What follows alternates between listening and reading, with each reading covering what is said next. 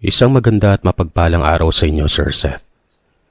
Maging sa inyo masusugid na tagapakinig. Itago niyo na lamang ako sa pangalang Maricel.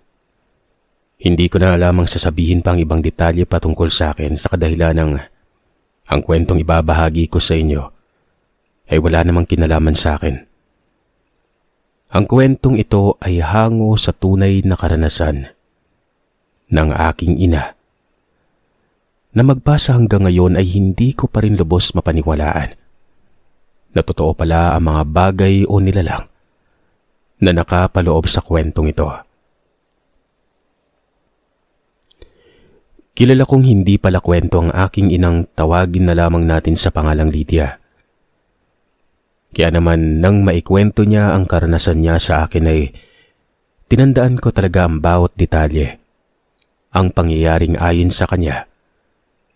Kahit kailan, hindi niya makakalimutan. Dekada 80 nang mangyari ang kaganapang ito sa lugar ng Guimaras. Nasa edad 17 anyos pa lamang ang aking ina ng mga panahong yon.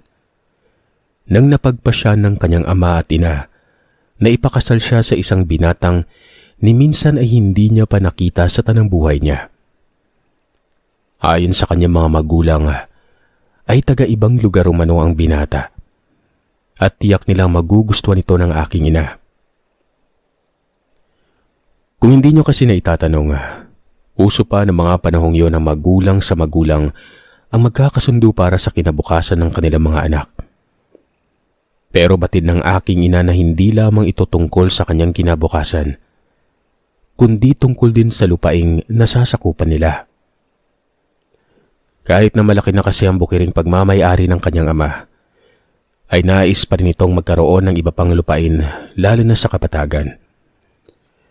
Nabalitaan kasi ni inay na malawak ang lupain na pagmamay-ari ng magulang noong lalaking ipapakasal sa kanya.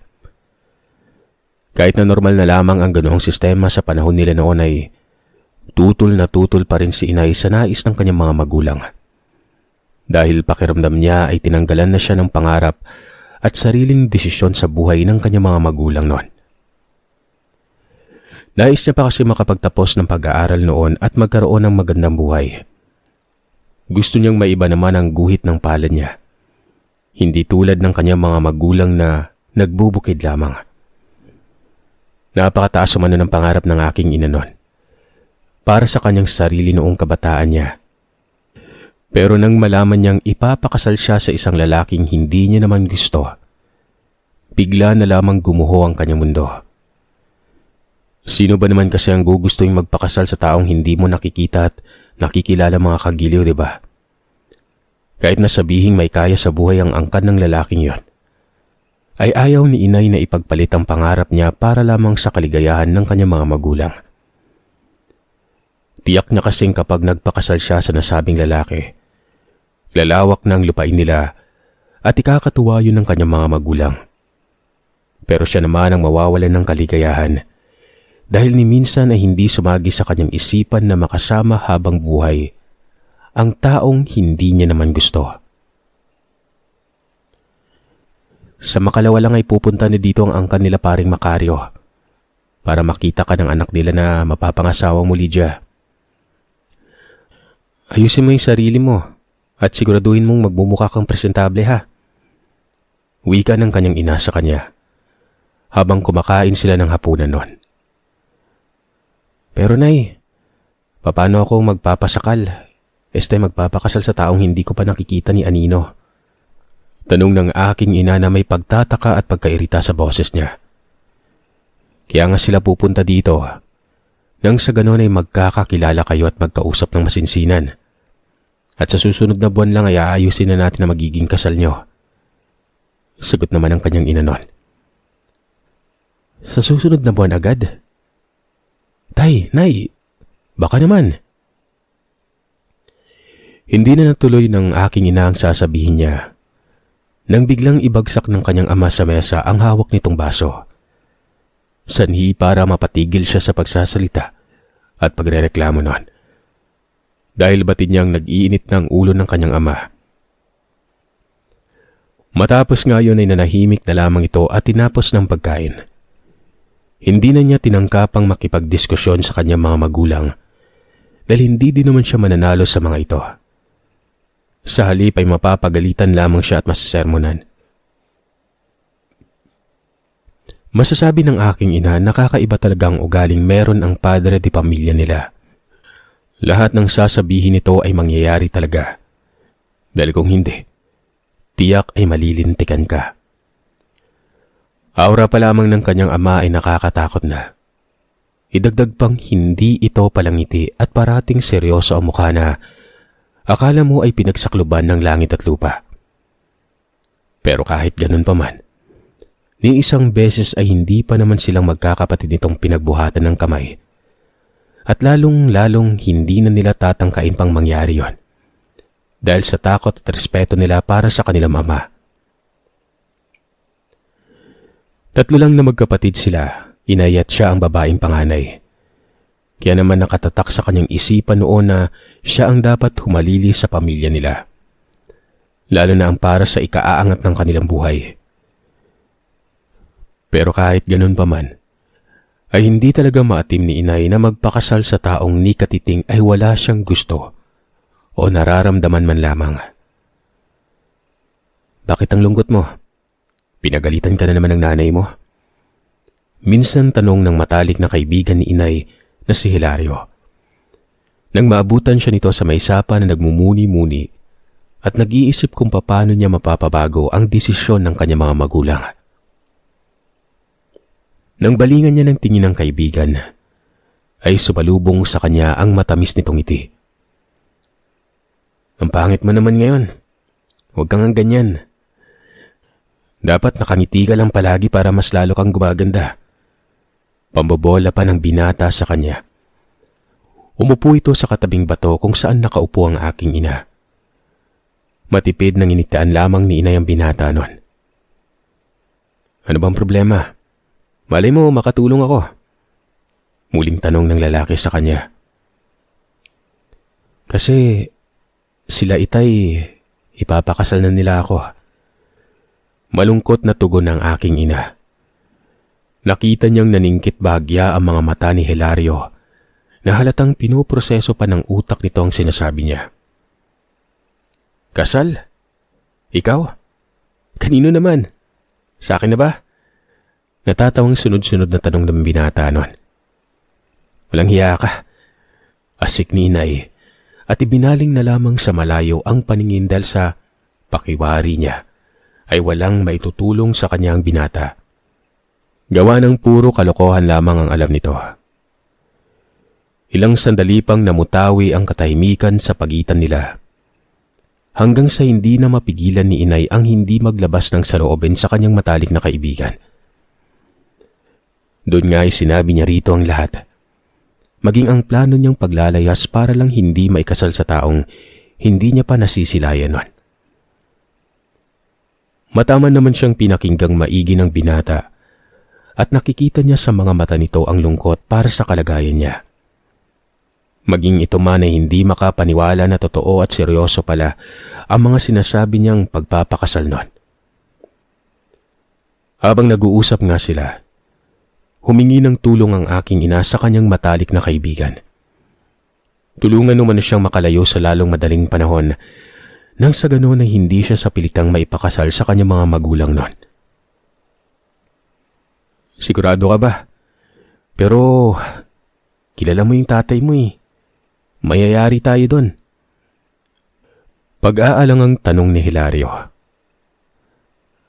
Wala na akong ibang pagpipilian pa. Ayokong makasal ng ganito kaaga. Lalo na't hindi ko pa lubos na kilala ang mapapangasawa ko. Marami pa akong pangarap sa buhay, Hilario. Maiyak-iyak na tugon ng aking ina at hindi na nga niya napigilan pa ang pagtulo ng mga luha nun. Nanatili namang nakatingin lamang ang binata sa kanya na halatang hindi din ito alam ang gagawin at naguguluhan na rin. Maya-maya pa ay naramdaman ni inay ang paghagod ng palad ni Hilario sa kanyang likuran. Tahan na, huwag ka nang umiyak.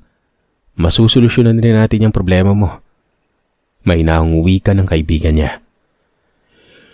Bata pa lamang ay matalik ng kaibigan ni inay ang binatang yon. Pero kabaliktaran ng pamumuhay na tinatamasa ng aking ina, ang buhay ng matalik niyang kaibigan. Nag-iisa na lamang kasi sa buhay ang binata. Wala na itong mga magulang at nakikitira na lamang sa mga kamag-anak niya. Pero kahit gano'n ay napakabait at masipag nito. Kaya naman naging malapit sila dahil madalas tumutulong sa bukirin nila si Hilario. Palabiro din at magaling makisama ang binata. Kaya kasundo ito ng lahat ng mga tao sa kanilang lugar. "Tutulungan mo na ako?" tanong ni nanay. Nang magtama ang paningin nila ay napabuga na lamang ito ng hininga at nagsabing, Oo na nga. Tutulungan na kita. Tumahan ka na. Baka may makakita pa sa atin dito at isipin nila na may ginagawa akong hindi maganda sa'yo. Basta, ang pangit mo kapag malungkot." Nahampas naman siya ni inay sa balikat dahil kahit kailan talaga ay palaging may pang-asar na hirit ito kay inay. Pero kahit ganon, sanay na si inay sa mga biro ni Hilario dahil halos lahat na ata ay dinadaan ng binata sa pagpapatawa at biro ang mga bagay-bagay nun. Matapos ngang araw na yon ay palihim na silang nagkikita ni Hilario sa tabing sapa para planuhin ang pagtakas ng aking ina. Kailangan kasi yon dahil kilala ang ama ni Inang Lydia sa baryo nila at kapag may nakakaalam o makakita sa gagawing pagtakas ng aking ina, tiyak ay malalagot silang dalawa. Kabadong-kabado si inay nang dumating na ang araw ng pagpunta ng angkan ni Macario sa bahay nila. Sinadya talaga ng aking ina na hindi ayusin ang sarili niya. Nang sa ganon ay hindi siya magustuhan ng lalaking ipapakasal sa kanya. Nang makita ni inay ang lalaking ipapakasal sa kanya, ay mas lalo niya itong inayawan sa kadahilan ng hindi naman sa panglalait, Sir Seth. Pero ayon sa pagkakapayag ng aking ina, talagang tagilid umano ang itsura ng lalaking gustong ipakasal ng kanyang mga magulang sa paningin ni inay. Maliit, maitim, malaki ang ilong, at marami pa umanong tigidig sa muka. Idagdag pang aakalain mong malagasol ang katawan nito. Yun bang tipong mataba ang katawan pero gamunggo ang ulo. Hindi alam ni inay kung maaasiwa ba siya o matatawa. Sa isip-isip niya noon ay ano ba ang pumasok sa utak ng kanyang mga magulang at sa ganung klase ng tao siya ipapakasal. Hindi naman talaga dapat isyo yung panlabas ng kaanyuan pero kung pipiliin mo yung lupa at ipagpapalit mo yung dapat ay magandang lahi nun, aba, medyo may problema umano. Kaya mas lalo pang naging buo ang loob niya nang isuhestyon ni Mang Macario nang madaliin na ang kasal ni inay at ng anak nitong si Pidoy. Dahil sa gustong-gusto nitong magkaroon ng magaganda at gwapong apo. Hindi napigilan ng aking inang samaan ng tingin si Pidoy nun. Inis na inis pa si inay na mga sandaling magkasama sila ni Pidoy dahil kung umusta ito ay gopong-gopo sa kanyang sarili. Panay ang pagmamalaki sa lupaing pag-aari naman ng mga magulang niya. Pero dahil sa ayaw namang maging bastos ng aking ina sa mga magulang ng lalaki noon ay hindi niya na lamang ito pinapansin at hinahayaan na lamang sa pagbubuhat nito ng sarili niyang bangko. Walang hiyang lalaking yan. Kapag pumupunta sa bahay namin, daig pa'y may dalang bagyo sa sobrang lakas ng hangin sa katawan. Biruin mo ba naman palagi niyang ipinagmamalaki sa mga magulang ko kung gaano kalaki yung yung lupain nila? Inis na wika ng aking ina nang mag-usap sila ni Hilario. Kay Hilario niya lang kasi nasasabi ang lahat ng saloobin niya. Sa binata niya lang na ibubuga ang sama ng loob at galit, pagkainis na nararamdaman niya sa mga magulang at sa lalaking nais ipakasal sa kanya. Teka lang. Umuusok na naman yung ilong mo. Tingnan mo nga't lumalaki na naman yung butas Magtigil ka dyan, Hilario ha. Talagang nababanas na ako ngayon. Inis niyang tugon dito at inirapan pa. Eto naman, pinapangiti lang kita at pinapagaan ang nararamdaman mo Inis na inis pa rin siyang nagtatatalak. Aniya, Naiinis siya sa mga magulang niya dahil halatang halata naman na ang malawak na lupain sa Kapatagang ipinangako ni Mang Macario. Ang habol ng mga ito sa oras na maikasal siya sa lalaking malagasol ang katawan na may gamunggong ulo. Ipinapahalata talaga ng mga ito kung ano ang habol nun. Nangiya talaga. Naiinis ako. Gigil niyang wika. Tahimik na pinapakinggan lamang siya ni Hilario. Nang matapos na siyang magyaw-yaw ay inabutan siya ni Hilario ng tubig inumin. Uminom na raw muna siya para maibsan ang init ng ulo. Kinuha naman ng aking ina ang iniabot sa tubig at tinungganon. Gusto ko na talaga makaalis sa bahay namin. Sa tuwing naiisip ko yung ginagawang pakikipagkasundo ng mga magulang ko sa taong wala akong gusto, pakiramdam ko mababaliw ako, Hilario.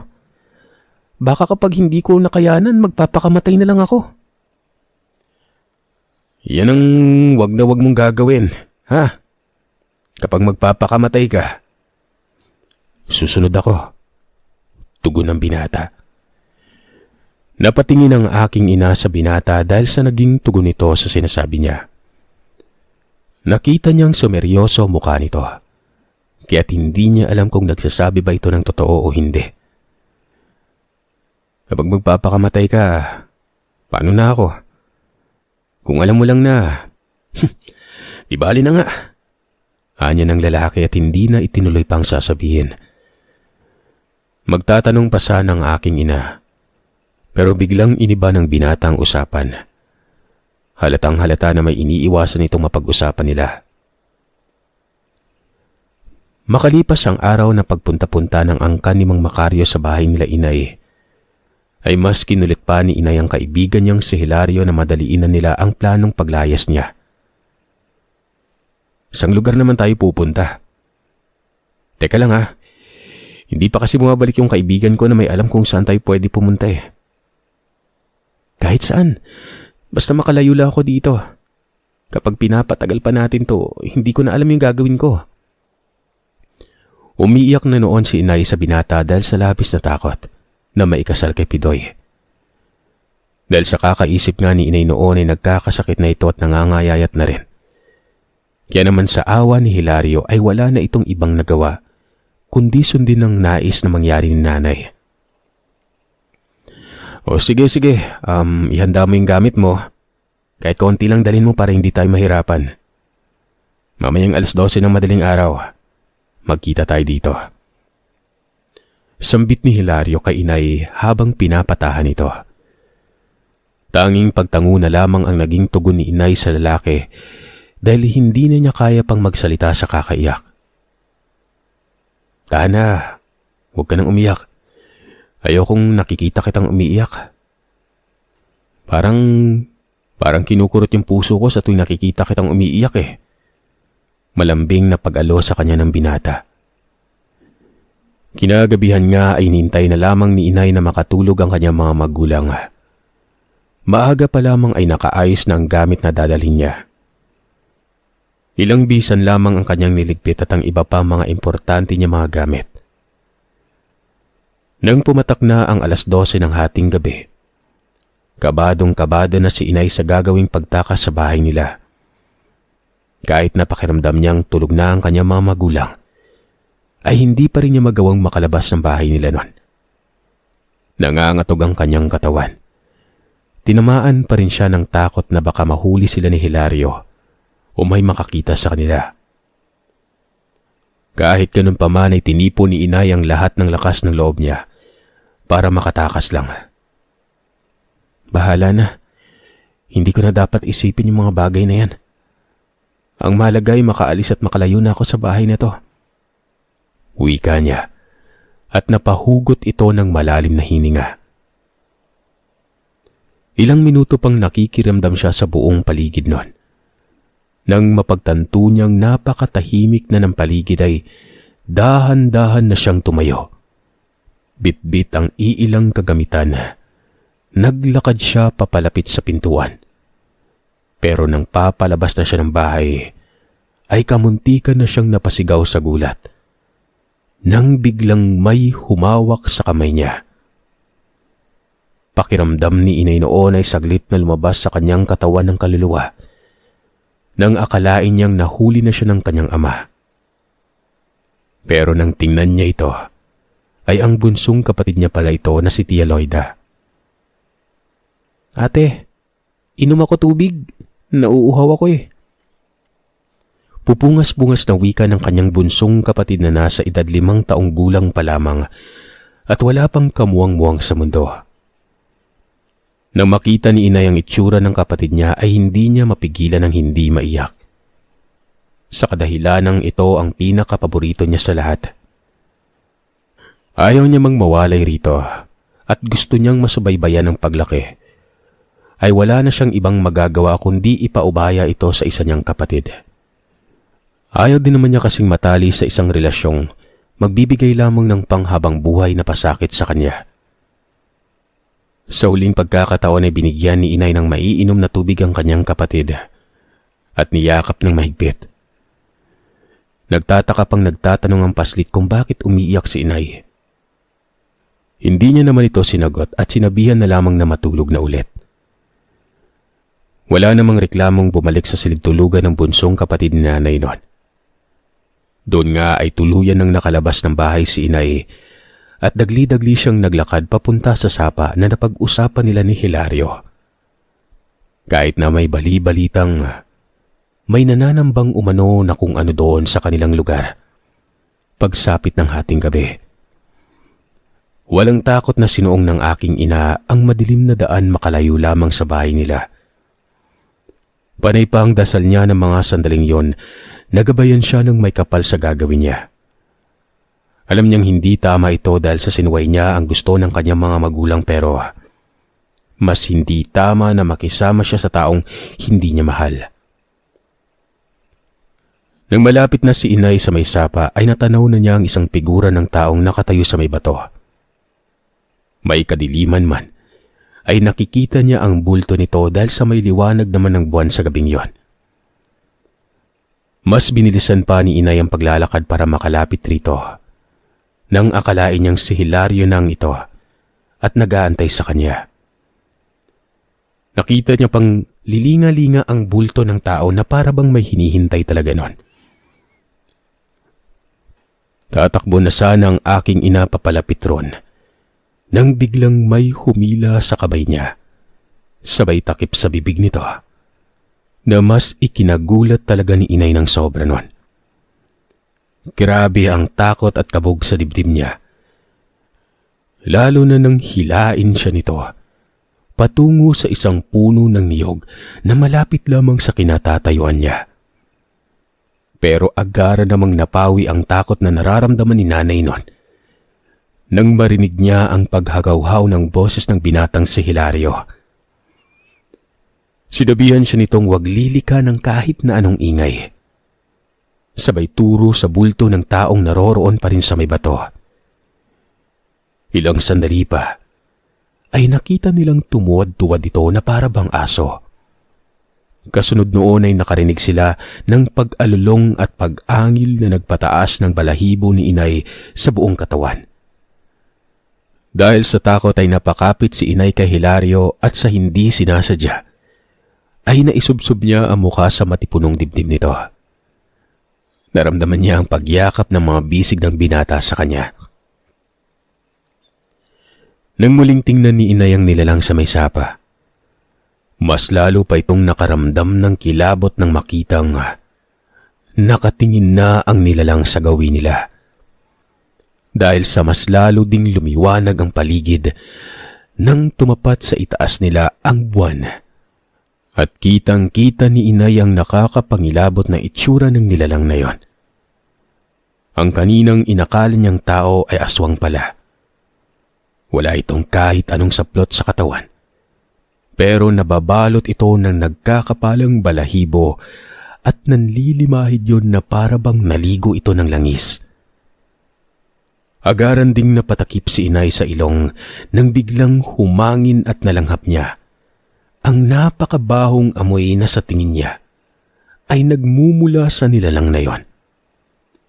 Hindi lang kalayuan sa pinagkukublian nila ni Hilario. Amoy patay at nabubulok na hayop ito.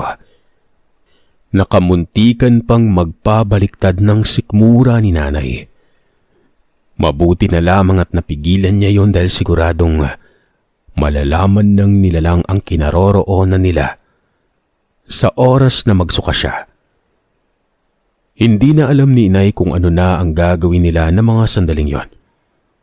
Pumasok na rin sa isip niya na baka hindi na sila makaalis dahil sa aswang na nakaharang sa dadaanan nila. Kung hindi pa kasi sila lalakad sa oras na yon, siguradong may makakakita na sa kanila o baka malaman na ng kanyang mga magulang na wala na siya sa bahay nila. Nagkatinginan naman sila ni Hilario na para bang nakukuha ng binata ang naisiparating ni inay. Bigla namang napapikit si inay nang makita niyang dahan-dahang inilapit ni Hilario ang mukha niya sa mukha nito. Mas kumabog pa ng mabilis ang dibdib ni inay nang akalain niyang hahalikan siya ng binata. Maghintay pa tayo ng ilang minuto. Aalis din yan. Bulong ni Hilario sa kanya na ikinadilat niya naman. Dumiretso pala sa tenga niya ang bibig nito para bulungan siya. Hindi na tuloy alam ni inay kung ano ba ang nararamdaman niya. Naghalo-halo na kasi ito at doon ay mas lalo pang lumalim ang pagkagusto niya sa binata. Tama, matagal nang may gusto si inay kay Hilario. Kaya naman hindi niya kayang magpakasal sa iba pero ang pagkakagusto niyang yon ay siya lang ang nakakaalam. Bilang babae kasi ay may delikadesa si inay at hindi uso noon na ang babae ang nagtatapat ng nararamdaman para sa lalaki. Pero hindi din alam ni inay kung ganun din ba ang nararamdaman ng binata para sa kanya. Basta't ang pagkakaalam niya, kapatid na ang turing nito sa kanya, kaya ito malapit sa kanilang pamilya. Maya-maya pa ay naramdaman niya ang paghawak ni Hilario sa kamay niya. Kasunod noon ay hinila na siya nito paalis sa pinagkukublihan nila. Doon lamang niya napagtantong wala na pala ang nilalang sa may bandang sapa. Nang masigurado ng binata na wala na talaga yon sa paligid nila ay nagtatatakbo na sila para makalayo at makaalis sa baryo. Sa kabutihang palad ay makalipas ng ilang oras, lula na ng bus si Inay Lydia at ang matalik nitong kaibigan, patungo sa lugar na pagtataguan nila pansamantala. Doon lamang nakahinga ng maluwag si Inay nang maisip niyang makakalayo na rin siya sa baryo nila noon. Wala na siyang pakialam pa kung ano ang mga susunod na mangyayari sa kanila ni Hilario. Ang mahalaga sa kanya ay makatakas siya at makapagsimula ng panibagong buhay saan man sila mapadpad. Hindi makatulog si inay sa biyahe. Napakarami ng iniisip niya at nakatanaw lamang siya sa may daan. Habang ang binatang si Hilario naman ay masarap na ang tulog nito sa katabing upuan. Nakasandal pa nga ang ulo nito sa kanyang balikat. Iniisip ng aking ina ng mga sandaling yon kung ano ang kahihinatnan ng desisyong ginawa niya. Bagyang kumilos ang binata. Umayos ng pagkakaupot, isinandal sa upuan ng ulo habang nananatiling nakapikit pa rin. Nang sipatin niya ng tingin ng natutulog na binata, ay bigla niya na lamang naalala kung gaano sila kalapit nito sa isa't isa habang nagkukubli sila sa may puno ng niyog. Hindi mapigilan ng aking ina na makaramdam ng kakaiba dahil yun ang unang pagkakataong magkadikit sila ni Hilario. Pakiramdam niya ay kinikilig siya, lalo na nang maalala niya ang napakagwapong mukha ng binata na yon, na ilang pulgada lamang ang layo sa kanyang mukha. Tila ba nawala sa katawan niya ang takot na nararamdaman dahil sa aswang at napalitan ito ng kilig. Tulala ka na naman untag ng binata sa kanya. Saka pa lamang nabalik sa ulirat si inay nang pinisil pa nito ang pisngi niya. Ang pagsipat niya pala dito ay naging titig na hindi niya alam kung gaano ito katagal. Dali-dali namang ibinaling ni inay ang tingin sa labas ng bintana. Dahil pakiwari niya ay parang namumulang kamatis ng pisngi niya nun. Matulog ka muna. Gigisingin na lamang kita kapag malapit na tayong bumaba. Wika ng binata. Malayo pa ba tayo? Taka saan ulit tayo pupunta? Tanong ni inay habang hindi nakatingin kay Hilario. Medyo. Siguro bago magdapit hapon, makakarating na tayo doon. Sa lugar muna tayo ng tiyuhin ko. Kahit mga ilang linggo lang, saka tayo maghanap ng lugar na pamamalagian mo.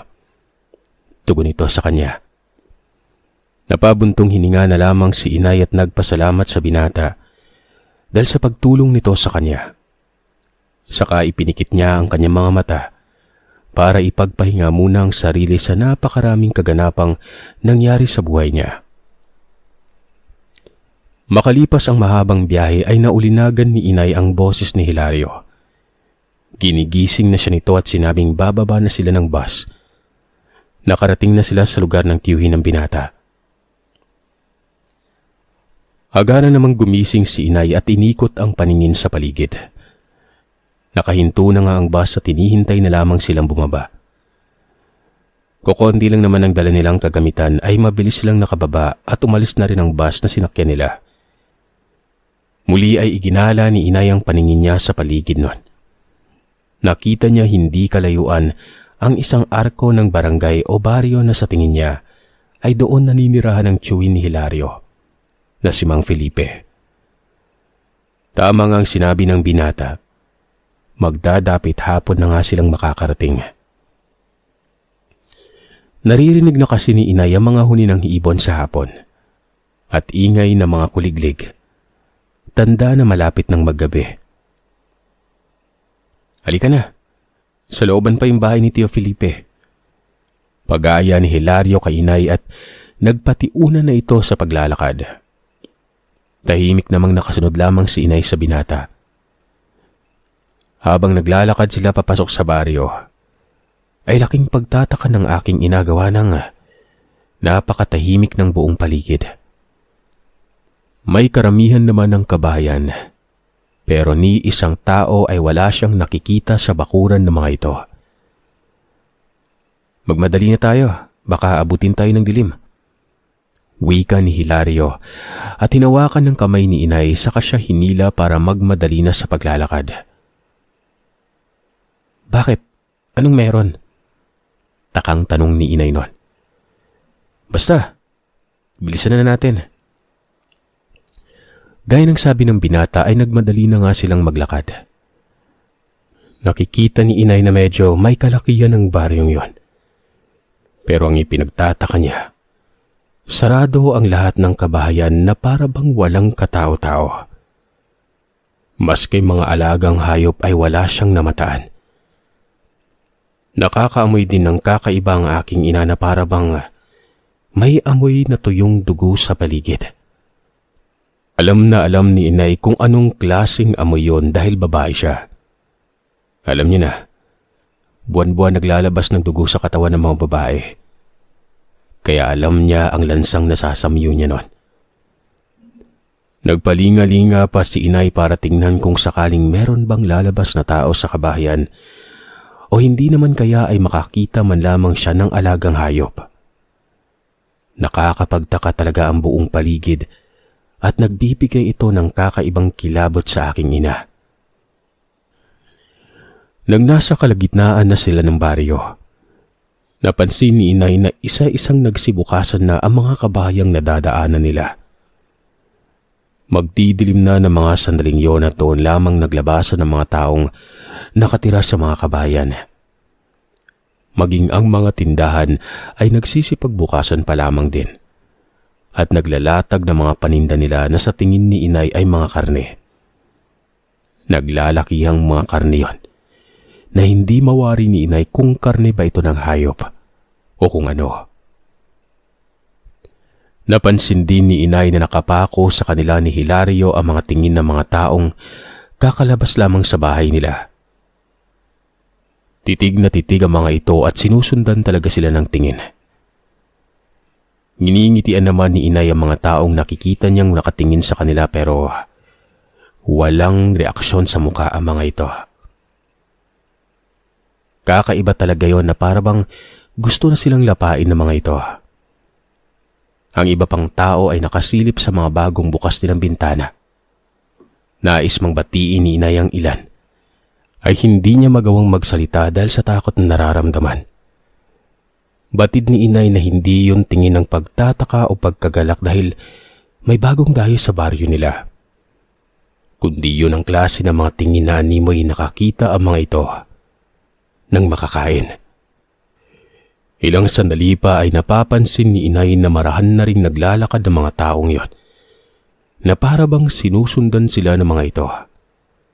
Kaya naman mas lalo pang nakaramdam ng takot at kaba si inay. Sa pamamaraan pa lamang kasi ng pagkakatitig ng mga tao roon ay matatakot ka na talaga. Yun pa kayang sundan sa paglalakad na para bang pagkaing hinihintay lamang nilang matikman, di ba? Naramdaman niyang hinawakan siya ni Hilario sa kamay at bahagya yung pinisil na para bang nagpapahiwatig na huwag siyang kabahan o mag-alala. Gawa ng kasama niyang binata. Hinding-hindi siya pababayaan ito anuman ang mangyari. Maya-maya lang ay biglang may sumalubong sa kanilang dalawang lalaking may kaedara ng isa. At ang isa naman ay sa tingin ni inay nasa edad 30 pataas pa lamang. Patakbo pa ang mga itong lumapit sa kanila ni Hilario, na mas ikinatakot talaga ni inay nun. Sa kadahilanang may mga nagtutulisang itak na nakasukbit sa tagiliran ng mga ito. Kitang-kita ni inay na bagong hasa pa ang mga yon at kumikintab pa. "Anong ginagawa mo dito? Hindi ba't sinabihan na kitang wag na wag ka nang babalik dito?" Pagalit na wika ng isang lalaking may kabataan pa kay Hilario. Napakamot lang naman sa ulo ang binata at magsasalita na sana pero hindi na ito natuloy nang mapansin nilang napatingin sa paligid ang dalawang lalaking kaharap. Doon ay mas naramdaman ni nanay na papalapit na ang mga taong baryo sa kinaroroonan nila. Nagmamadali na mga ito sa paglalakad na parang nag-uunan ng makalapit sa kanila noon. "Bisita ko yung mga ito. Wag na wag niyong tatangkaing hawakan ni isang hibla ng buhok nila, ha?" Bulalas ng lalaking may katandaan na pero matikas pa rin ang pangangatawan. Sa tingin ni inay ay nasa edad 50 na ito at puti na halos kalahati ng buhok niya. Nakita pa ni inay na humawak ito sa itak na akmang kukunin na sa kinalalagyan. Tumigil naman ang mga tao sa paglalakad at narinig ni inay ang mga bulungan ng mga yon. Pero hindi niya yun maintindihan dahil tila ba nag-aangil lamang ang mga tao sa paligid. "Magmadali kayo! Tara na!" Utos ng isa na mababakas ang galit nito sa boses niya. Habang nagmamadali nga silang naglakad, ay pinagitnaan na si inay at Hilario ng dalawang lalaking sumalubong sa kanila noon. Nakahawak ang mga ito sa itak nila, na para bang anumang oras ay handa ang mga itong makipagpatayan. "Huwag ka nang lumingon pa, ineng. Magmadali ka na kung gusto mo pang mabuhay." Tiimbagang nawika ng lalaki sa tabi niya. Hindi na nakapagsalita pa si inay at sinunod na lamang ang sinabi ng lalaki. Halos takbuhin na nga lang din nila ang daan sa bilis ng paglalakad nila noon. Makalipas ang ilang minutong lakaran, ay narating na nila ang isang bahay na may kalakihan. Puno ito ng pananim na puno ng buungan o suha sa Tagalog. Nang makita yun ni inay, kinutuban na siya kung ano ang nangyayari sa paligid noon. Alam kasi ni inay na isa sa mabisang pangontra ng mga aswang ang puno o sanga ng suha. Hindi niya alam kung bakit ito naging pangontra pero ang alam niya ay ginagamit yon ng kanyang ama na pangontra sa aswang noong ipinagbubuntis pa lamang ng kanyang ina ang dalawa niyang kapatid. Kumukuha ng sanga ng suha ang kanyang ama at ipinapalibot ito sa labas ng dingding ng kanilang bahay sa tuwing nakakaramdam sila na inaaswang ang kanyang ina noon. Nagmadali na silang pumasok sa loob.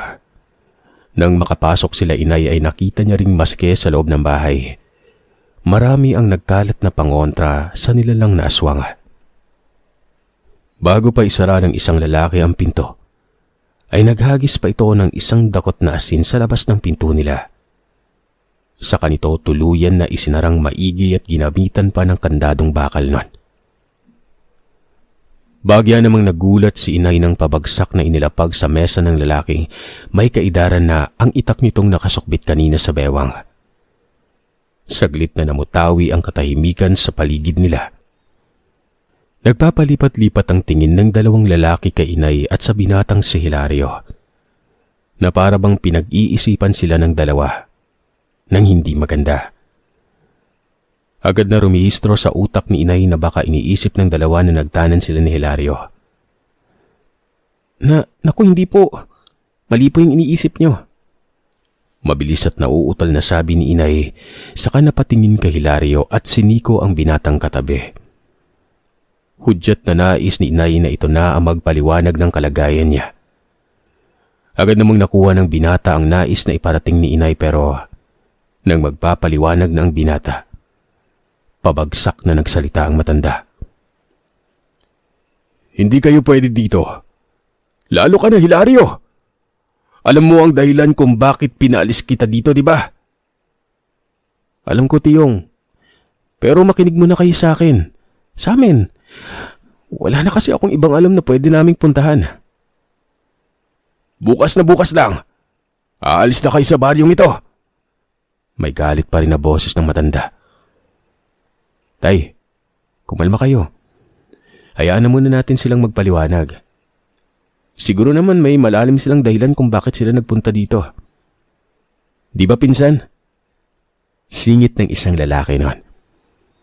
Doon ay napag-alaman ni inay na ang Tio Felipe na tinutukoy ni Hilario ay ang matandang may kaidaran na. At ang isang lalaki naman ang anak nitong si Gado na pinsang buo ni Hilario. Huwag na po kayo magalit kay Hilario. Sa totoo niyan, tinulungan niya lang ako makatakas sa bahay namin. May nahong wika ni inay habang umuupo ito sa selyang nasa harap na mesa. Doon nga inumpisa na ni inay na magkwento sa dalawa. Habang ikinikwento niya ang nangyari kung bakit sila napadpad sa baryong yon, naramdaman niyang naawa naman ang tiwi ni Hilario sa kanya. Kumalma na kasi ang kanina'y galit nitong mukha. Kay bata mo pa papakasal ka na para lang sa lupaing gusto makuha ng iyong ama. Hindi makapaniwala na tanong ng tiwi ni Hilario. Maging si Gado ay hindi din makapaniwala at napapailing-iling pa ito. Habang nag-uusap na silang apat ay bigla na lamang napatigil sa pagsasalita si inay. Nang makarinig siya ng malalakas na pag-angil at huni ng ibon sa labas ng bahay. Rinig na rinig niya ang mga yabag ng paang nagtatakbuhan sa labas nun at ang mga nakakakilabot na pag-angil ng mga nilalang. Huwag mong pansinin niyang ining. Kung may balak kayong magtagal ni Hilario dito ay masanay ka na. Dahil nasa baryo kayo ng mga aswang. Seryosong wika ni Tio Felipe ni Hilario. Nang marinig yon ni inay ay mas lalo pa siyang nakaramdam ng takot at kaba. Tama nga ang hinala niya, nakakaiba talaga ang baryong kinaroroonan nila noon. Pero huwag kang mag-alala. May batas kaming pinanghahawakan dito. Ang umaga ay atin, ang gabi sa kanila. Bukas lamang din ay may ibibigay ako sa iyo. Sa ngayon ay kumain muna tayo nang makapagpahinga na kayo dito. Naganda na nga si Hilario at ang pinsan nito na makakain nila. Gusto'y man tumulong ni inay ay sinabihan siya ni Hilario na magpahinga na lamang muna at sila na ng pinsan niyang bahala nun. Nang makahain na ang dalawa, kumain na sila. Matapos nila magkapunan na itinuro na ni Gado ang silid na tutulugan ni inay at Hilario. Maayos naman yun at maganda. Marami din ng pangontra sa aswang ang nakapaligid sa kwarto. Pero bago pumasok sa silid si inay, ay muli niyang kinausap ang tiyuhin ni Hilario at ang pinsan nito. Nagpasalamat siya sa mga ito at naintindihan nila ang sitwasyong ikinakaharap niya. Habang nasa silid na si inay at Hilario, ay iniayos na ng binata ang tutulugan niya sa lapag, habang si inay naman ay sa papag matutulog. Magpahinga ka na. Huwag kang mag-alala at babantayan kita sa pagtulog mo. Takot lang mga nilalang na yun sa akin, oh. Sambit ng binata at biniro pa ito si itay na haharapin niya ang mga nilalang para mailigtas lamang ito. Loko-loko ka talaga. Sige na, magpahinga ka na din. Saad ni inay. Dahil sa pagod sa biyahe at dami ng isipin noon ay nilamon agad ng antok ang katawan ni nanay. Kinabukasan ay tinanghali na ng gising si inay. Wala na si Hilario sa kinatutulugan nito. Nagpa siya si inay na bumangon at magtungo sa kusina para maghilamos ng mukha. Nang malapit na ito sa kusina, naulinagan niyang nag-uusap si Hilario at ang pinsan nito. Kailangan mong umalis na kaagad dito, insan. Baka malaman ni Nora na nandito ka. Buhay pa ba yon? Ang tagal na nung huling punta ko dito ah. Siguro naman nakalimutan na niya ako. Alam mo hindi nakakalimot ang aswang. Lalo na't binasted mo yung babaeng yun. Hindi ko naman siya gusto insan eh. Alam mo yan. Lalo na ngayong may nagugustuhan na ako. Hindi ba ang ganda niya? Seryoso tol. Kapag nalaman nung Norang nandito ka at may kasamang ibang babae, baka pati yan pag-initan niya. Dahil sa hindi na mapigilan ni inay ang kuryosidad kung ano at sino ang pinag-uusapan ng dalawa, sumingit na siya rito. Anong pinag-uusapan niyo? Nagkatinginan pa ang magpinsan bago sumagot si Hilario. Wala. Gising ka na pala. Naganda na ako na makakain mo. Bilisan mo na at sabay na tayong kumain. Gutom na ako eh. Pag-iiba ng usapan ni Hilario. Nagtungo na agad ito sa mesa. Nagbalingan ng tingin ni inay si Gado ay nagkibit-balikat lamang ito na halatang ayaw sabihin ng mga ito ang pinag-uusapan. Makalipas ang ilang araw, gabi-gabi pa rin nakakarinig si inay ng mga alulungan at ingay ng mga nilalang. Sa isip niya pa ay kailangan niyang labanan ng takot habang doon pa siya nananatili. Pero isang hapon, nakarinig si inay ng boses ng babae sa labas ng bahay. Galit na galit ito na para bang may hinahanap na kung sino. Nang silipin ni inay sa bintana kung sino yon, ay nakita niyang isang babae ito na medyo may katandaan lamang sa kanya. Nanlilisik ang mga matang animoy galit na aso. Buhaghag ang buhok na para bang wala ito sa tamang pag-iisip nun. Hindi ito makapasok-pasok sa loob ng bakuran nila, kahit na bukas naman ng tarangkahan. Tanda na isa din itong aswang. Doon ay naalala ni inay ang pinag-usapan ni Hilario at ng pinsan nito na may babaeng aswang ang nagkakagusto sa binata. Tiyak ni inay na yon ang babaeng tinutukoy ni Gado. Hinarap naman ito ni Mang Felipe at kinausap. Hindi man marinig ni inay ang pinag-uusapan ng dalawa, ay nakikita niya ang pagiging desperada ng babaeng yon. Hanggang sa nakita ni inay na naglabas ng itak si Gado, ibinigay ito sa kanyang ama. Doon lang kumalma ang babaeng nilalang at nagtatatakbo ito palayo. Nang makapasok si Mang Felipe ay kinausap ito ni inay. At doon ay nakumpirma ni inay na ang babaeng yon, si Nora, ang aswang na patay kay Hilario. At ito din ang dahilan kung bakit ayaw na ni Mang Felipe na pabalikin si Hilario sa baryong yon. Nang araw nga din na yon ay kinausap ni Mang Felipe si Hilario. Kailangan niya na talagang umalis sa baryo dahil kung hindi, tinitiyak nitong may hindi magandang mangyari kay inay. Pero tiyong, Si Lydia. Bakas sa mukha ni Hilario ang pag-aalala kay inay. Huwag kang mag-alala. At ako na ang bahala sa kanya. Pag alis mo rin bukas na bukas ay dadalhin ko siya sa tiyahin mo kung saan naroroon din na iba mong pinsan.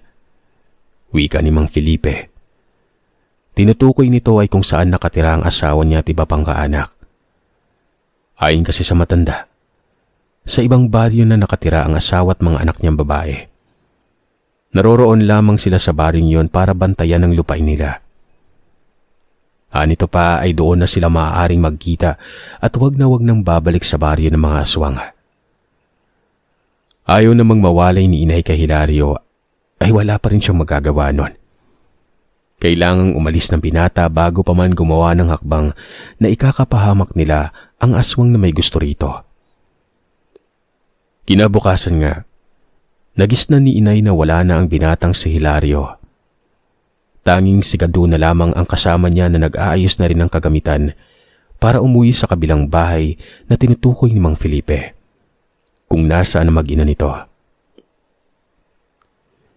Matapos ang tagpong yon ay naging maayos naman ang pamumuhay ni Inay kasama ang pamilya ni Felipe. Dito niya natagpuan ang masayang pamilya at puno ng pagmamahalan sa isa't isa. Hindi man ganon ka nakakatakot ang karanasan ng aking ina. Mas mabuti nang hanggang doon na lamang muna ang naging karanasan niya patungkol sa mga aswang. Kesa naman sa nanatili pa siya sa baryong yon.